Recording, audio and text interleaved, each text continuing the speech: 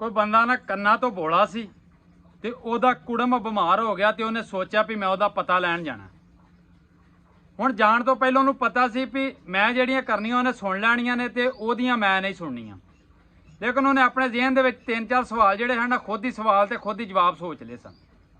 सोचा भी जांदियां सलाम करांगा, फिर पुछां दा भी गज़ा किस तरह दी खाण डिया, तीसरे नंबर ते पुछां दा भी डॉक्टर किहड़े कोलों इलाज करवा रहे हैं। बस यही जेहन बना के ते टुर गया। जांदियां सलाम किया कुड़म नूं ते उन्हें अगों आख्या वालेकुम सलाम। ठीक है, उन्होंने आंदा भी की खा रहे हैं गज़ा दे विच। वो बीमार सी, गुस्से नाल आंदा मैं जहर खा रहा। आंदा ठीक है गज़ा बिल्कुल चंगी है, ये खांदा रही तू बच जावेगा। वो जिहड़ा कुड़म सी उन्होंने थोड़ा गुस्सा चढ़ गया। उस तो बाद उन्होंने आंदा भी तेरा ना इलाज किहड़ा डॉक्टर करदा पिया।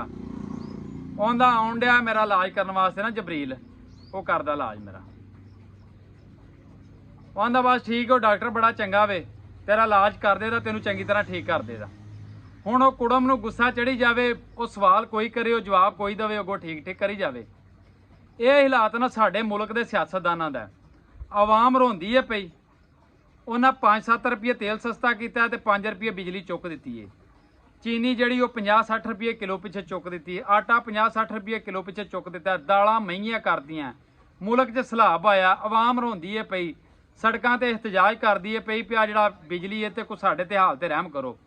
लेकिन वो यही कही जा रहे हैं बस ठीक है, सब ठीक है, इलैक्शन आउण डिया, सानू वोट पाओ तो बस सानू जिताओ। लेकिन उन्होंने आवाम की बिल्कुल कोई फिक्र नहीं, सिर्फ यही नज़रां ने उन्होंने सारियां दियां भी किसी तरीके असां जित जाइए तो अगले 5 साल इन्हां दे उत्ते हुकूमत करिए।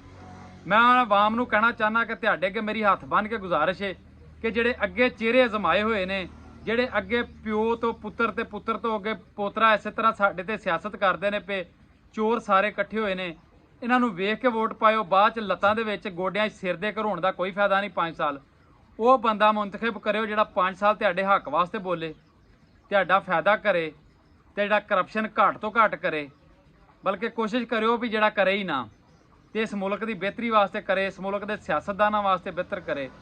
यार कुछ साडे सियासतदानां नूं सहूलतां मिलनियां चाहिदियां। यूरिया सानू 3600 मिलण लग पई है। हुण साडी कपाह आ गई है, सरकारी रेट 8500 ते 7000 नूं साडी कपाह विकदी है पई। वो कोई खुदा दा वास्ता जे कोई साडे ते भी सोचो, साडे मुल्क वास्ते भी सोचो। वो तुहाडे बच्चों का हजे कुछ नहीं बनया, चौथी पंजवीं वारी साडे ते तुसीं आ गए जे, साडा तुसीं कुछ नहीं करदे पे, सिर्फ अपने बच्चों का ही सोचण डे। कोई साडा भी सोच लो, साडे बच्चों का सोच लो।